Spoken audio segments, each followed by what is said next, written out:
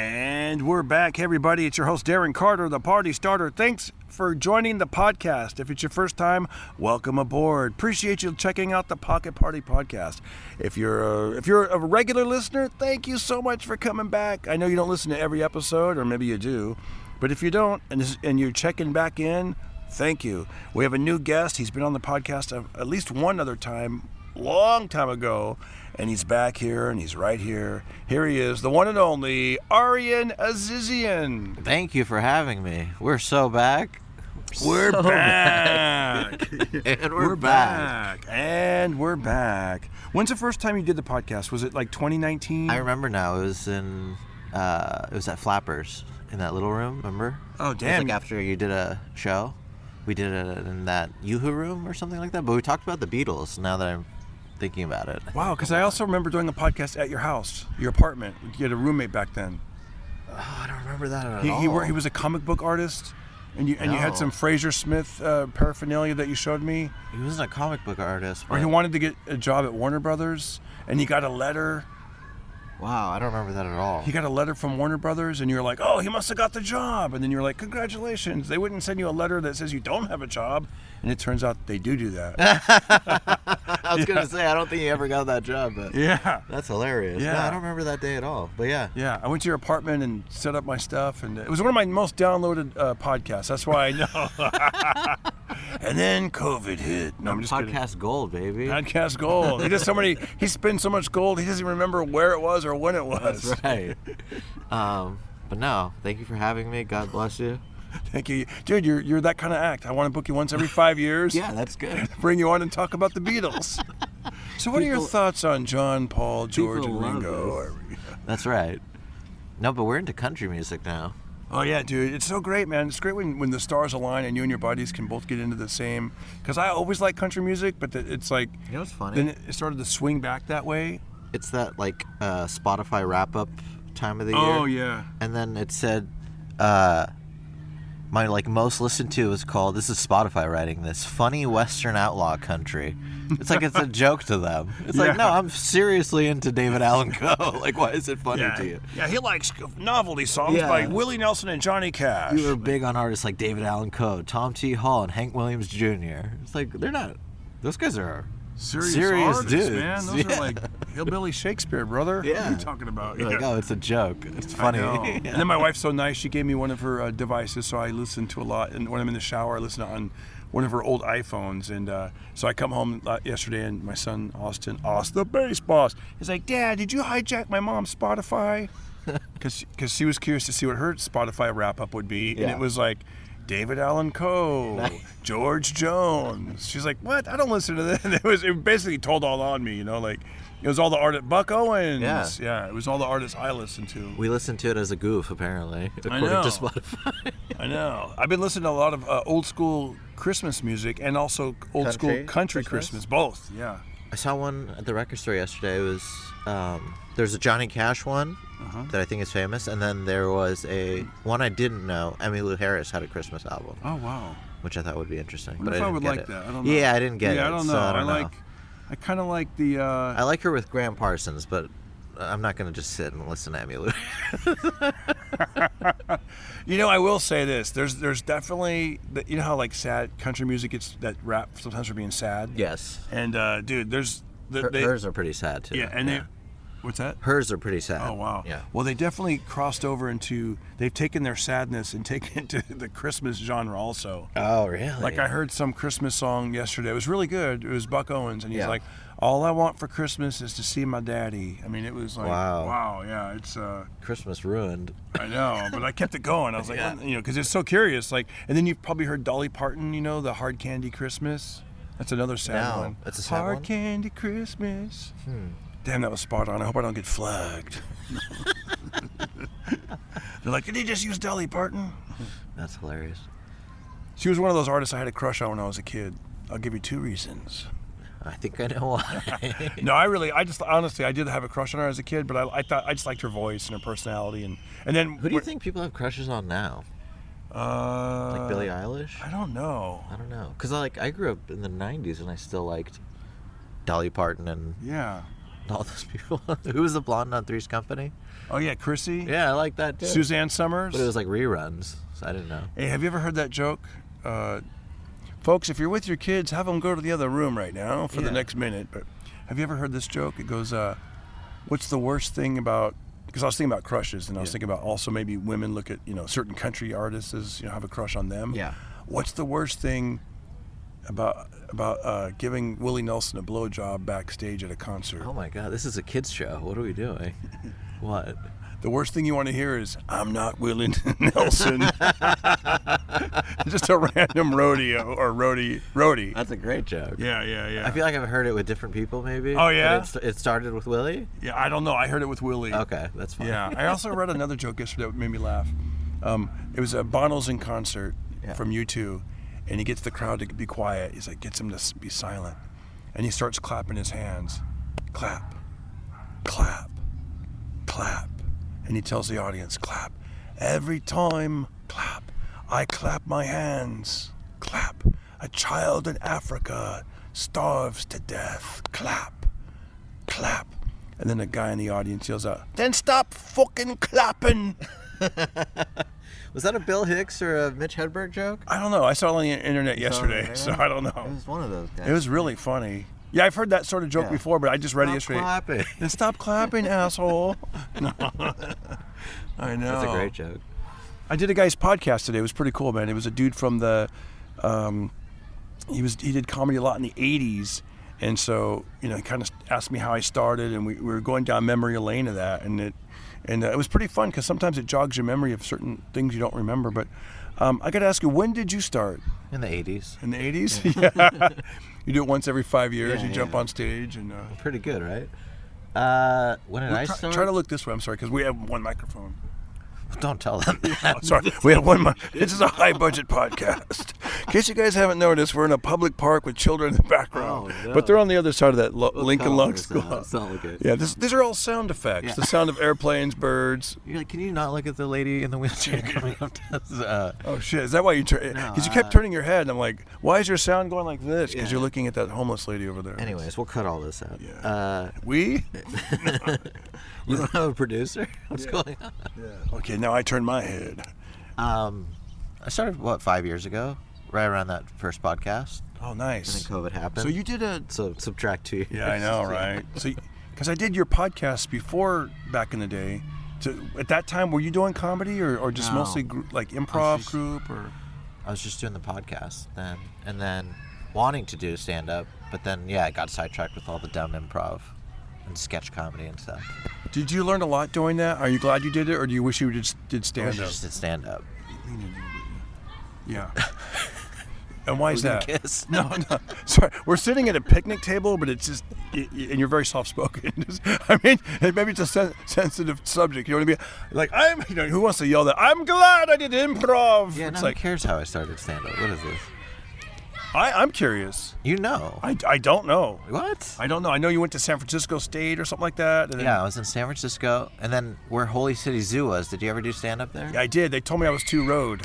Really? Yeah, she goes, your act is too road. But meanwhile, I'm the only one getting laughs, so I didn't know what the hell that meant. I mean, it was that pretty... That was my first open mic ever. Wow. But it was called Dirty Trick Saloon or something like that. And then, like, a few months after I started going there, it got condemned by the city or something. And they found like 500 dead rats underneath the floorboard. Wow. Yeah. It was a really dirty bar. And then that night, actually, my first open mic ever, I saw a dude do heroin.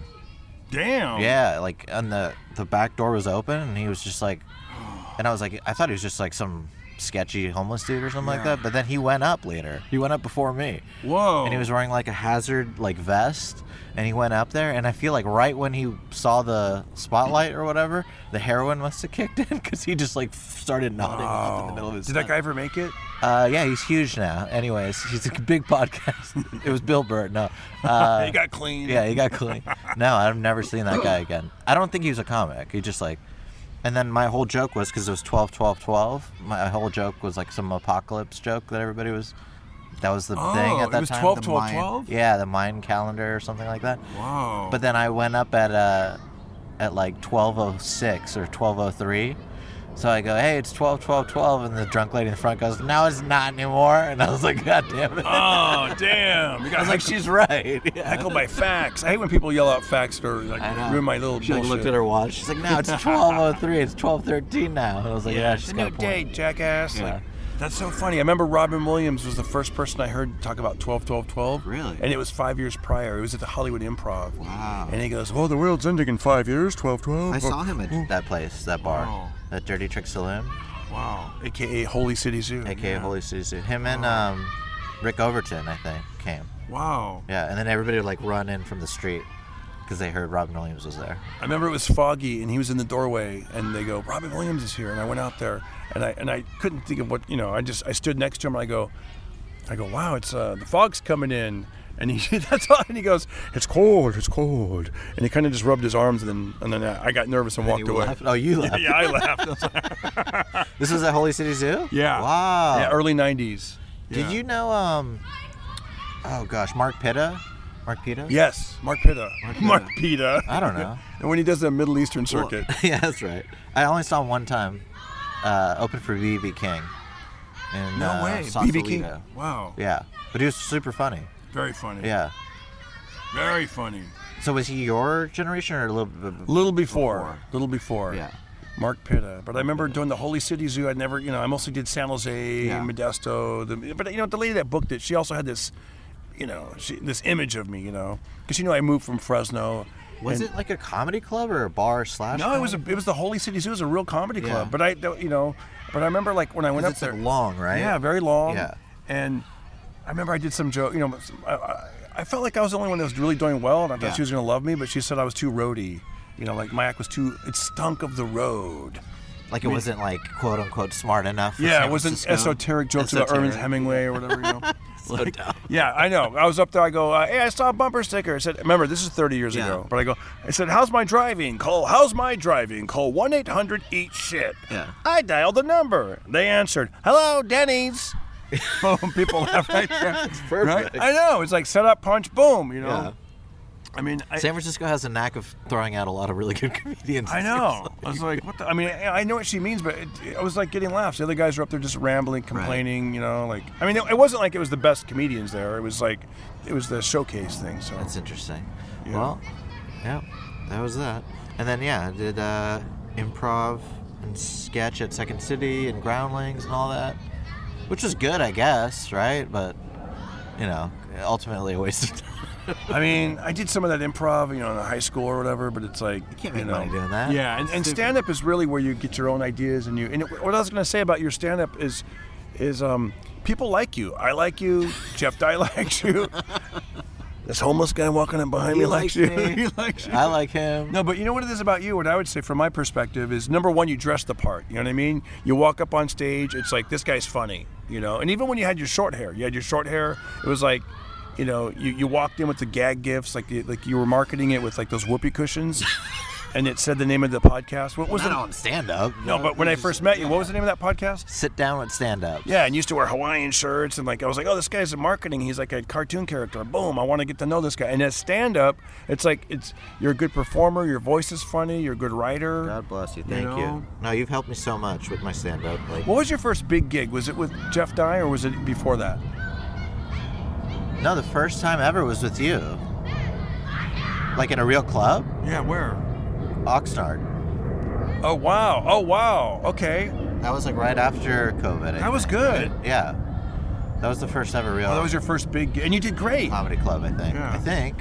I remember the first time I did a club, I didn't do good. Because I was good at like bowling alleys and little backyard type shows, drug rehabs. It's just funny that I just laugh because they're still doing comedy at bowling alleys. Like not much has changed. Now you're like, those are good gigs. Yeah, those are good gigs to me. And then you get to bowl. It's like, yeah, I know. You're right. Rock and roll. What was your first club?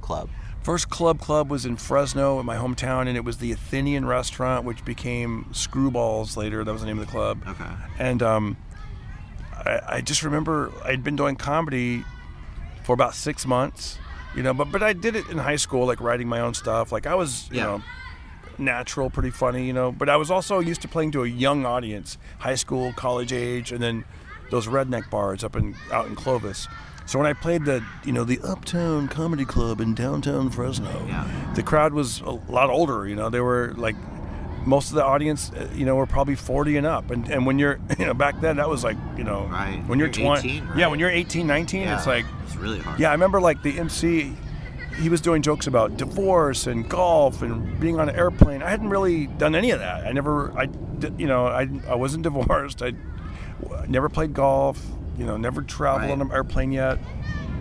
No, yeah, that's I think why I was scared of doing stand-up, because it's like I'm 22, 21, I have nothing to say, not at all.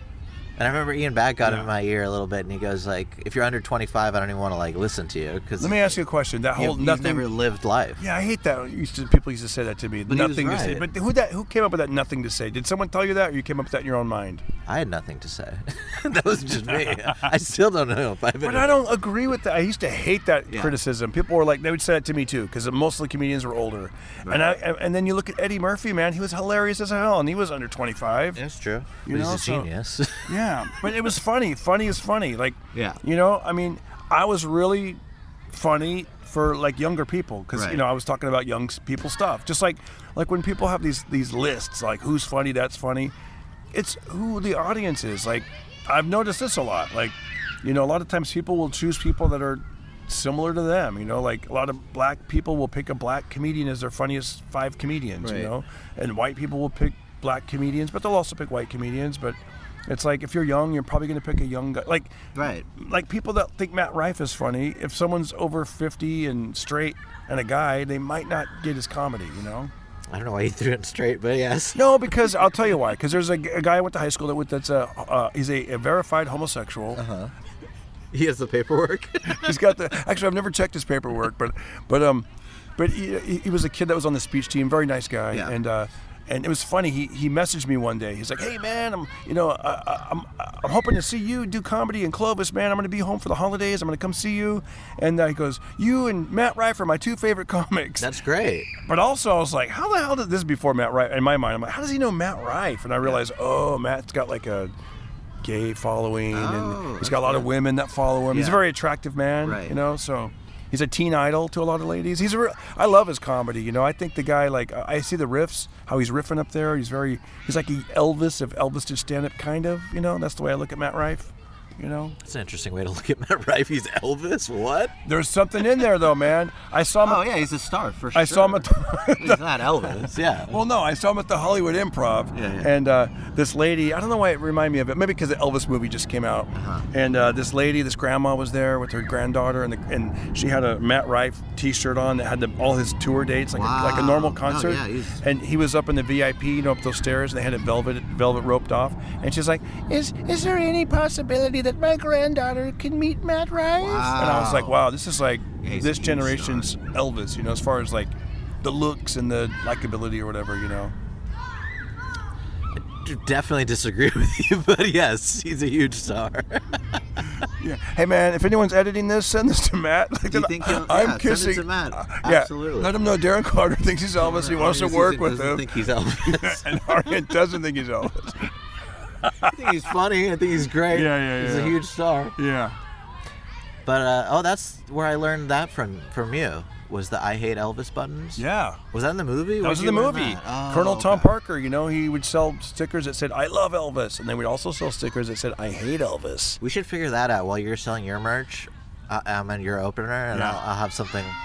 Like, no flashlight comedy. Yeah, that's right. And then I'll split the money with you at the end. Yeah, at the end, I'm like, dude, come on, man. Come on, 50-50. You said, man. You said. You're trashing my name. You're trashing my name, man. Or I'll sell bigger flashlights or something. Or I don't know. Or what if that just sells out more than me? Like, well, you're getting a cut of it. Dude, I sold 100 I Hate Darren Carter stickers. What is it, 60-40? 70-30? We'll figure it out.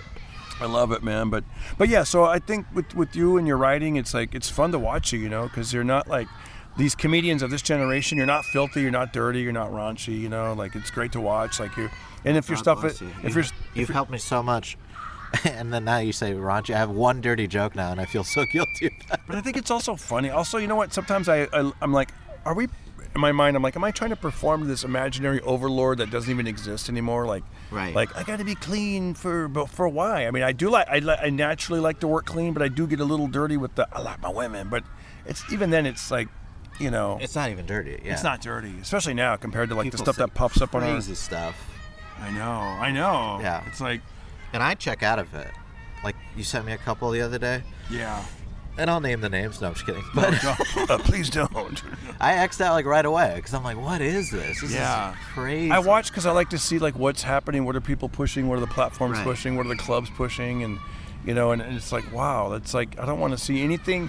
I read Judy Carter's comedy book years ago when I first started. She had the comedy Bible. The bodily fluids. That's it. Yep. It said That's why I X'd out. It said don't talk about things that come out of holes. Which is crazy because people are eating, drinking. I know. At the club. I was just sitting at home and I turned it off. I know. And I'm like, you know what? That's a good rule of thumb. Like, I don't want to, you know, and it just became part of my, you know, I don't really want to do that kind of stuff, you know. No.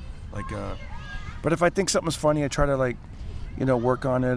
And a lot of times the way I come up with comedy is just by talking, right, to somebody, like I told you a long time ago, like on the phone or something, or connecting with people, things that you're thinking about. Like you and I were driving one time, and I don't know if this is where you came up with it, but it definitely is hilarious. The thing about the different trucking companies. Yeah, that was on the way to Visalia. Right? Yeah. Something like that? I think so. Or Tracy?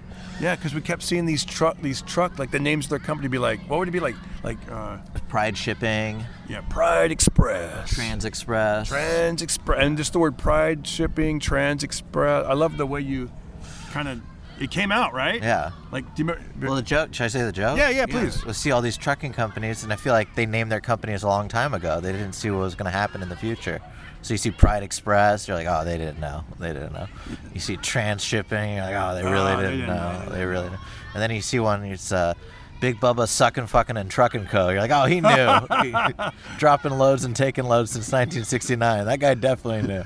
We do overnight shipping. Yeah, that's right. Even on roads that we're not supposed to be on. We'll go the wrong way up a one-way street if you catch my drift. Yeah. And I feel so guilty saying it, but it's so fun to say too at the same time. Yeah, that's what I'm saying. Why do we feel guilty? Because it's like, especially, you know what it is? I think if you do it in the right placement, like once they've kind of, you know, what do I know? But like in that movie Planes, Trains, and Automobiles, like they don't really say F until there's just one F-bomb. Yeah, the movie, right? When he gets the rental car, he's just and it's fed the up. Lady. Yeah, no, I think he says it a lot, but he says it all at that one scene. My fucking rental car, my fucking this, and I went to a fucking parking lot, and then he goes, what do you have to say? And she looks at him and says, oh, you're fucked. Right. But yeah, they save it for that one part, you know. Exactly. And it's way more impact than like, you know, throughout the thing. And I think sometimes stand-up can be like that. Like, you know, like it's almost funnier not to curse sometimes. Even Steve Martin's album, doesn't he have one F-bomb in it? Probably. Or something? I don't know. Where he's talking about the cat? I don't know. Where he goes, what does he say? He goes, there's like a cat, and he goes, I went over to her place, and she's petting her cat or something like that. What was that? Do you remember? I don't remember. Because that pussy was the best fuck I ever had. Oh! Drinks the glass of water. That's funny. Yeah. I'm here to tell you that pussy was the... Because that's funny, right? Because it's like so silly, you know, it didn't happen. And then that funny club in San Francisco, did you ever perform there? Was it the Hungry Eye or something like that? There was a Hungry Eye, I think that was one. And then there was one that was like Boardwalk or... Yeah, no, I didn't. Cobb's, I performed at Holy City Zoo, the Punchline.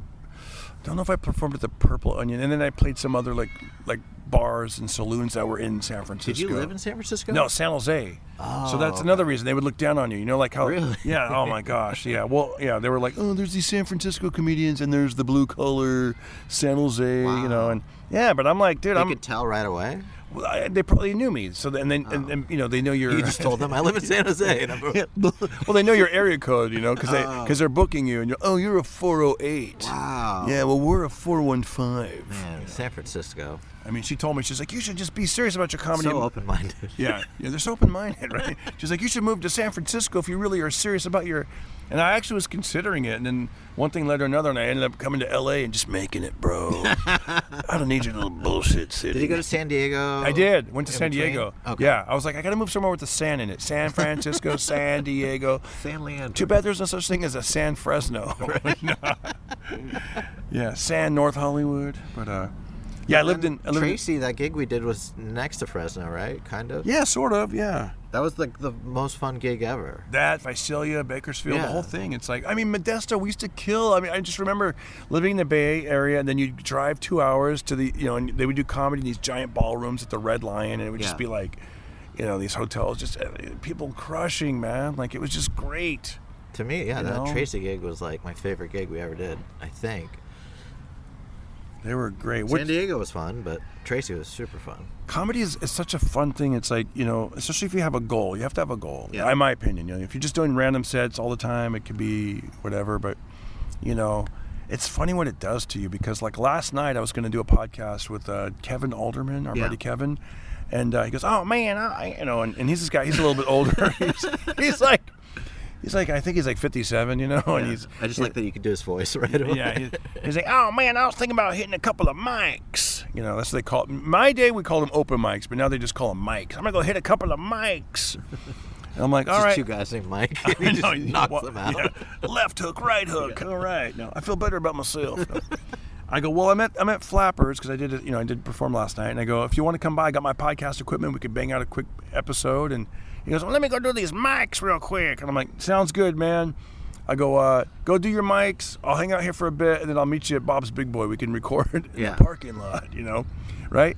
And so then he hits me up. Oh, man, the host is late. It's going to be about 45 more minutes. I go, we'll just catch you at a different time. Yeah. So I go home, get out of the shower. I text him. I go, hey, how'd your set go? Bro, the venue got busted by the cops. What? Yeah, he said that they were selling alcohol illegally. So what's the name of this place? I don't know, but he said he didn't even get to go on. Oh, that sucks. Well, that's like Tuesday night for me when I was supposed to go to Bob's with you. I got another Bob's trip. Wow. I go to this show. It's supposedly a show. The guy doesn't show up for like 30 minutes. I see all these comics like hanging around, and I'm like, what's going on? And then by the time somebody like figures out the host isn't even going to show up, they go, hey, the DJ just left. He was just here DJing. He took the only microphone. Wow. And we're like, what? They're like, so now the show's not going to have a microphone. We're like, okay. So no show, right? They're like, no, we're still doing the show. Acapella? Yeah, acapella. Meanwhile, the bartender's blending drinks and like, he's like clinking glasses. We're like, what are we doing? Did you do it? No, and then I went up to the host later and I was like, hey, I'm just checking in, I'm on the show. And he goes, you are? And I'm like, I guess. And he goes, the guy didn't even tell me you're on the show. So he like looks at his list and he puts me at like number 18 or something like that. I'm like, I'm not staying for this. I know. And then our buddy was there too, our mutual friend. Yeah. And he's like, I'm leaving. And I was like, well, then I'm leaving too. This is pointless. Dude. But it's funny. That's what comedy can go do. On at midnight with no microphone to nobody. Yeah, because we love the game so much that we'll do it. It's like, because you got to stay sharp for the paying gigs, the good paying gigs. Right. So it's like if you only go out when you're getting paid, you're not going to get better. Yeah, you might, exactly. You're not going to get better. And then what happens when you get hired to do, the big $25,000 gig, and you got to go do a corporate gig, and you're like, oh, I haven't been on stage in 60 days. That's why. 60 days. Yeah, that's why you're like banging out those sets, man. Like last night, I popped into Flappers. It was a comedy contest, and they go, "Hey, you want to go first?" I go, "Yes," because I'll go on. Because I don't care. I'm like, I'm going to be the most experienced one there. I'm very relaxed. I don't care. It's like, and I even told the audience, I'm not in the contest, so you guys can relax. Like, right. Don't be saving your laughs for your cousin or whatever. I actually wish I did go first at that acapella. Oh, that would have been good. Yeah, it would have been like, get in, get out. It's funny that a lot of times the hosts are like, do you mind going first? Like, it's like a chore. And I'm like, no, I'd love to. It's easier. Yeah. Go in, be done with it. Yeah. I do notice with my material, like when I was, like I said, younger, my material was like, hey, you guys ever make a prank phone call and you turn around and your mom's behind you and you're all busted? Yeah. You're like, hello, Kermit the Frog. And then that was funny to people under 22. Yeah. And then, but so now every now and then I got to be careful where if I don't get the crowd right away and I jump too much into the I'm married with a kid, I don't want to lose the young people. I don't think I haven't lost them yet because I still do that. I've never seen you lose a crowd ever. I don't know what you're talking about. You know what? That's why you're the best podcast guest. You get another gift card. No. But it's funny. I think I saw you go up first one time, and it was at the Laugh Factory, like 10 p.m. show. Maybe, yeah. It is rare. It is rare that they put me first. Yeah. Maybe it was like Maybe it wasn't. Maybe it was like after the host or something.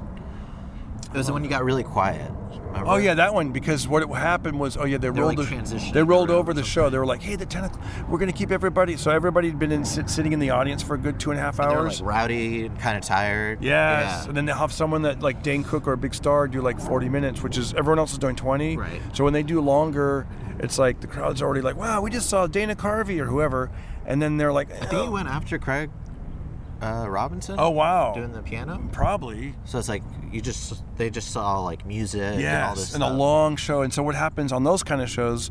The MC will tell, hey folks, we're gonna just, if you want to stay, just remain seated, and we're gonna have the next show. They're gonna So like, it was awkward. Like when you went up there, it was like 30 people probably walked out. Yeah, they didn't even know there was still a show going on, whatever. And then you were just quiet. You were just like, I think you had the mic like even to your hip, like you weren't even like holding it. So what I learned, what I learned is back, when I was younger, I should be needy and I'm gonna grab the mic and hit him with my best jokes. Well, that doesn't work. Right. It's better to do like a slow warm up, like I did, kind of a cappella, then slowly bring the mic up and start talking. How you doing? You get, you could do little funny things, but nothing too crazy. That way, if the people that aren't into you, they'll leave, and then you're like, okay, the people that are staying, we're staying. Yeah.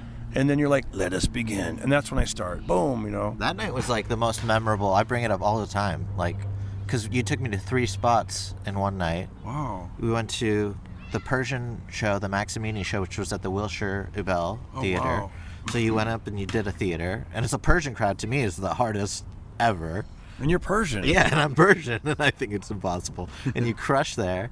And then we ran to the Comedy Store, I think. You did the original room. Yeah. Or the main room. I think it was the original room. Anyways, you crushed there, and that's all like UCLA students, right? Just younger crowd, hip crowd. And then we went to 10 o'clock Laugh Factory, and I think it was just like transitioning, like you said, or something, and it was mostly black crowd, Hispanic crowd, and they were like moving. People were just going from booth to booth, like they're drunk or whatever. I don't know. It was like it felt like you were at like a birthday party, basically. Yeah. So people just weren't paying attention to the stage at all. A lot of people's backs to their. Yeah. And then he went up quiet, and I was like, what is he doing? He's insane. He's not talking. It was literally like 2 minutes of silence. Like I was like, is this show over? And then what happened? I went from being silent and then he started talking, like just slowly, and I was like, oh my god, he just like won them over by being silent.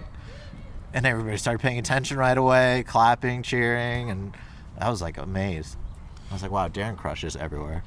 That's 3 most different people you could have performed for. I heard Louis Anderson once in an interview. He said when he had to follow Eddie Murphy, he would just kept saying his name over and over. One more time for Eddie Murphy. Give it up to Eddie Murphy. Isn't Eddie Murphy great? The one and only Eddie Murphy. Wow, we just saw Eddie Murphy. To where the crowd goes to like, enough of Eddie Murphy. We're sick of it. You know what I mean? So that's like a good trick. It's another trick you can do, I like that. You could do. You know what I did one time?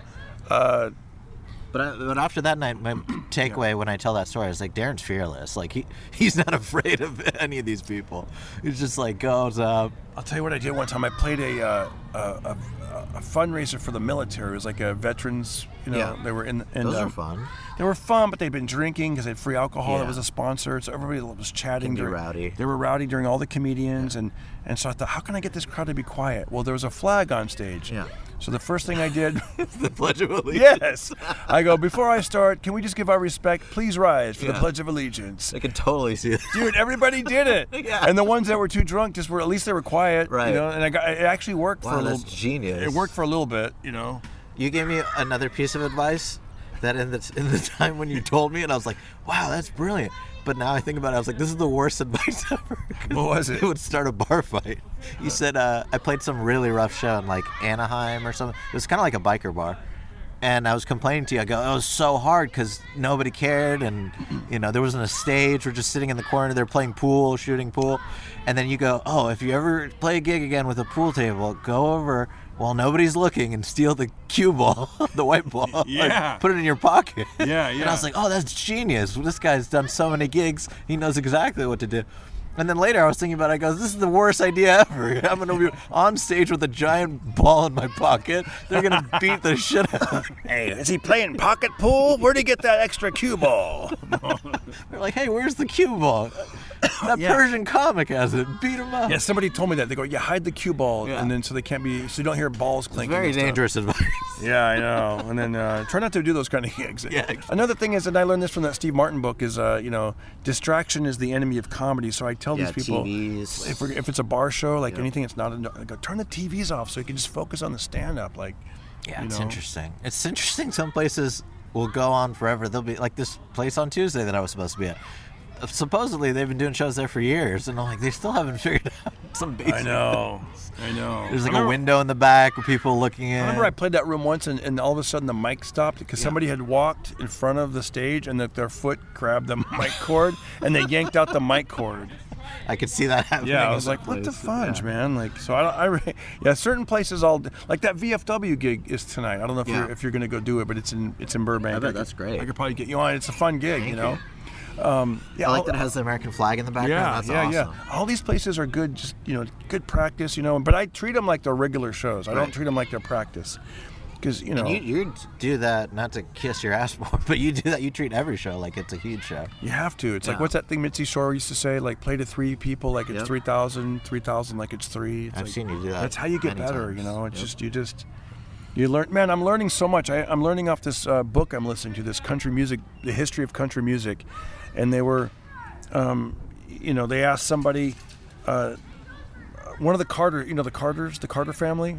Yeah, you said they had the blood harmony. Is that the one? Yeah, that was that was the Louvin brothers. Sorry.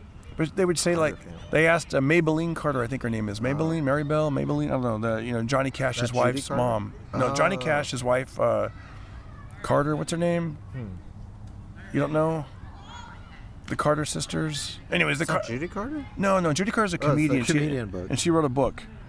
But anyways, they said June Carter? June Carter Cash. Sorry, yeah. So June was the daughter, but her mom was I want to say Maybelline or something. But anyways, they asked her. They go, what do you do when the mic isn't, because it wasn't up to par. It was kind of like low, and she said, just smile with your heart and perform. Basically, don't go up there and complain and be like, this fucking mic is broken. Can we? And I thought that was good advice. I love this advice. Have you heard of the comedian Minnie Pearl? Yes. The one with the hat and she had the price tag on her head? Yes. She was on Hee Haw a lot. Well, the first time she played the Grand Ole Opry, this is back in 1940, she was really nervous.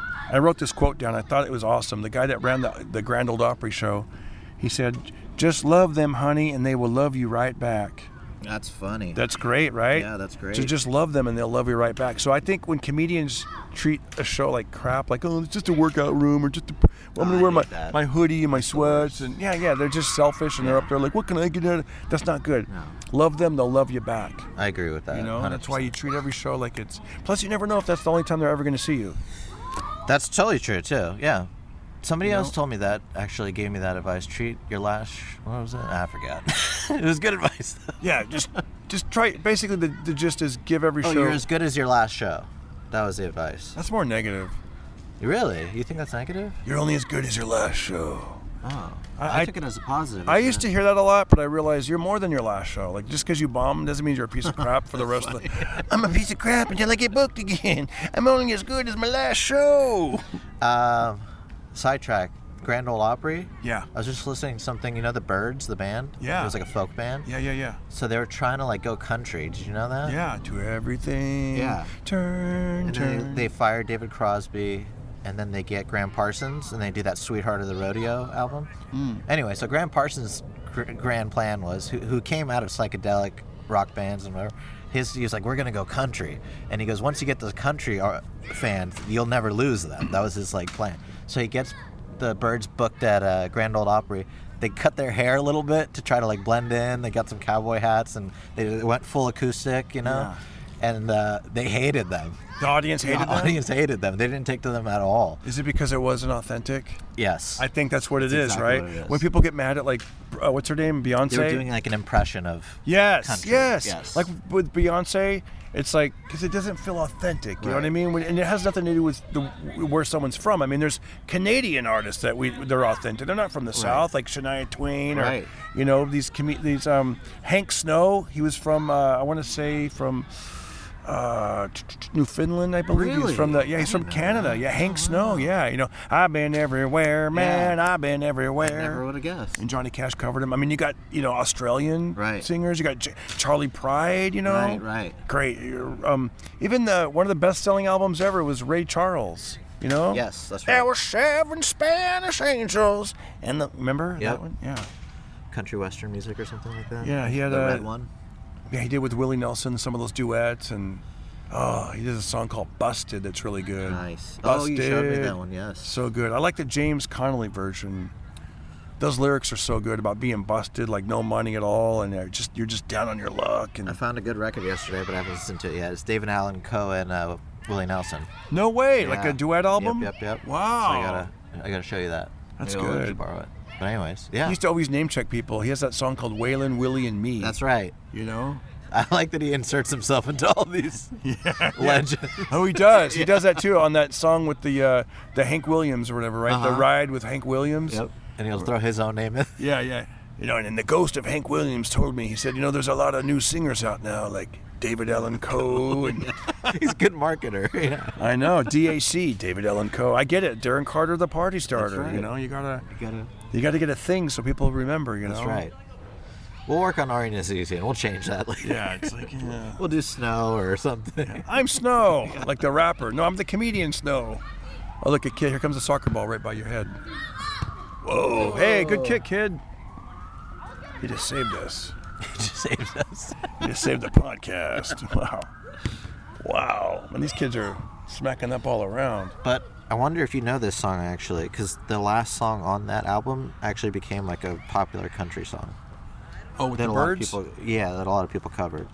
Oh, I wonder what it is. They wrote it? It's called Hickory something, yeah. Hickory dickory dock. Hickory Wind.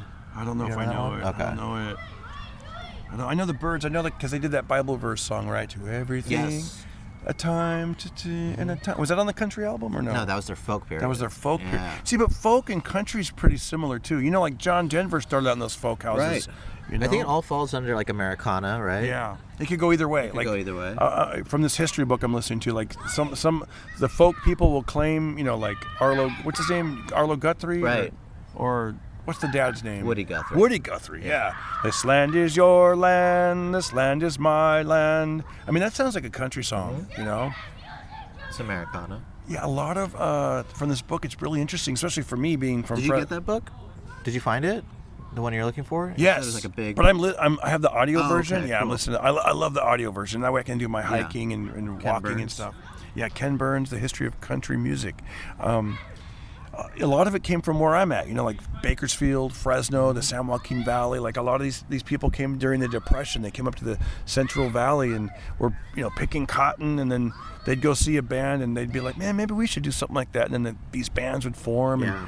And I'd listen to these stories. Some of them made it kind of big. Then they'd come down to Hollywood. Merle Haggard talks about being 12 years old, going to a concert and seeing them play. And wow. It's like, I want to learn how to do that. And then, it's like, still, the coolest thing we ever did was see that Buck Owens Cadillac, the nudie Cadillac. Oh, yeah. That was the coolest. Oh, yeah. Buck Owens Palace. You guys are ever in Bakersfield, go to Buck Owens Boulevard and see Buck Owens Crystal Palace. It's a performance place, a steakhouse. They got that giant car that legend has it he lost in a poker game to Elvis Presley. Right? That was the story? Yeah, that's the story. I remember that. I was like, oh, Elvis Presley. He's like a singing version of Matt Rife. Exactly. That's what we were all thinking. That's what everyone's thinking it, man. We're all thinking the same. Are you thinking how about when comedians do that? Are you thinking what I'm thinking? I know what you're thinking. I know what you're thinking. Like, no, we weren't thinking that. He says what nobody thinks. Yeah, he says, yeah. Or they say that. Or, yeah, I like you because you say what I think. Yeah, do you? Do you, buddy?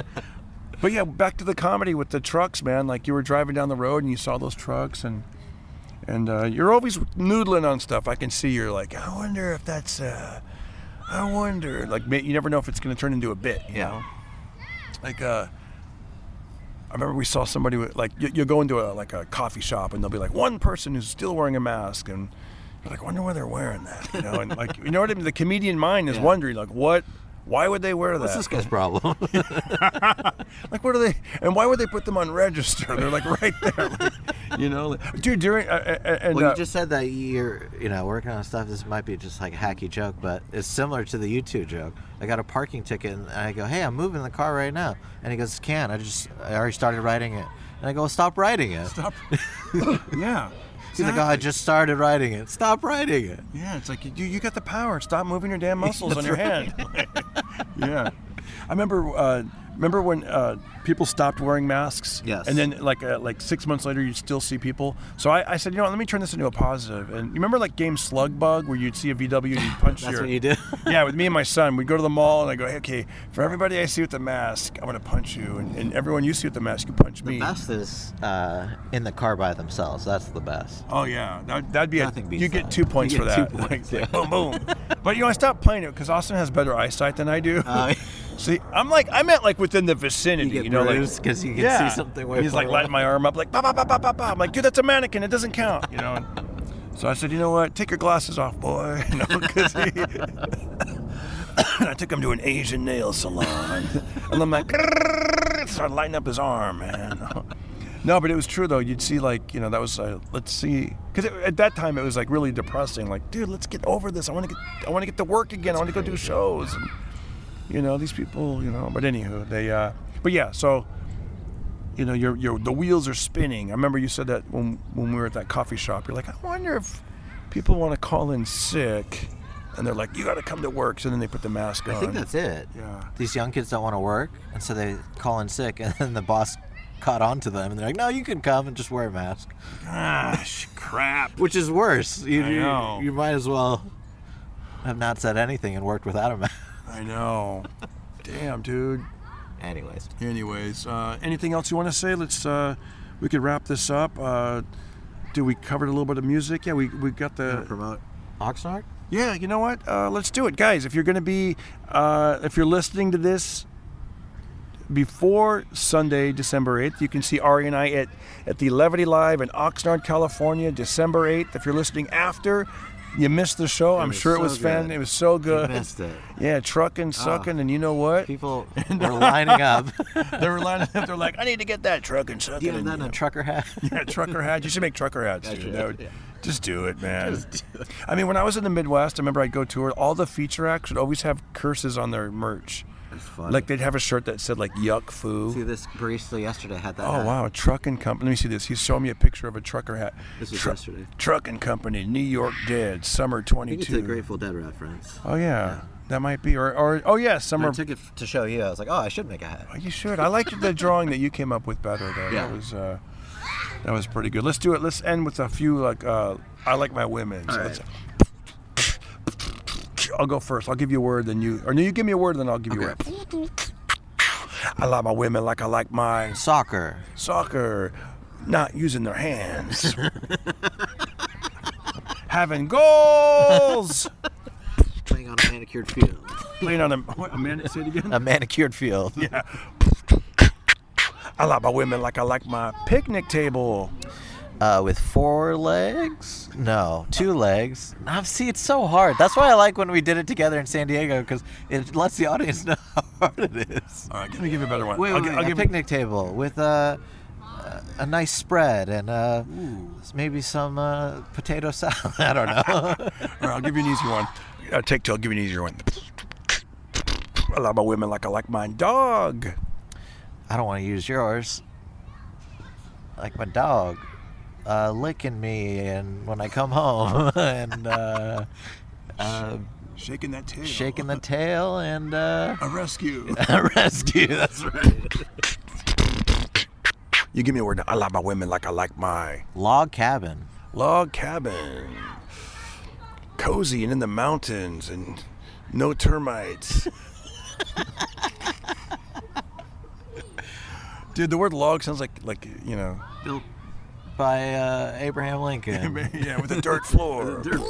Yeah, this is hard, man. What am I? Yeah, this isn't easy. All right. One more. One more? Okay. All right. Okay, give me one more word. I'll give you one more word. I like my women like I like my truck. With a big back end. then I could fill it up with a bunch of shit. I don't know. It's a nice load. It's so hard. You do it. Right. Truck. I like my women like my truck, taking those loads. Last one. I like my women like I like my... Sunset. Sunset going down on the daily. All across the world. just going down. Do you take pictures of sunsets and stuff like that? At the beach, usually. Those are pretty cool. When we went into La Jolla, we got that. I actually like that. I think I took video because I got this, or maybe it was a picture with the seagulls. That was a perfect day. That was great, man. We did a lot in La Jolla, like San Diego. Like we saw everything from like the diner area to downtown to it's just funny how much better La Jolla is than San Diego. I know, right? Yeah. I think I told you because you hadn't seen it before, right? And I go, it's kind of homeless. You kept wanting to go, yeah. You kept wanting to go to La Jolla, which was the best day. I know. And that that place was great. Don Carlos, man, that sounds really good. There's a place I found. There's a place like that over here. I haven't been there yet, but I saw it. Yeah, rolled tacos and quesadillas. Where is it? And what's it called? It's on. Well, the one that I usually go to is a place called Casasitas del Al Carbon. Isn't there one called like Don something here? There might be. There's one Don Cuco's. There's one by the Burbank Airport, and then there's Don Cuco's. Yeah. Oh, that's like a restaurant. Okay. But there's also a couple of those taco type places. Very nice. That are good. But anyways, you guys, thanks for checking out the podcast. See us in Oxnard. Follow Ari on how do they find you on Instagram? At Azizian. And I'm tagged in a lot of your stuff too. Yeah, he'll be tagged in my stuff. It's Aryan, like think of like Aryan, Aryan, and you'll see him. He's tagged, and he hangs out with Jeff Dye, and they do sketches. And Jeff Dye is a really, really super duper popular comedian who's going to be like 10 times as huge as he is right now. All right, y'all. Thanks for checking us out, and don't hurt nobody. Be careful. Everybody listen to Darren Carter. We all know he's the party starter. So if you want to listen to a podcast for free, then listen to The Pocket Party.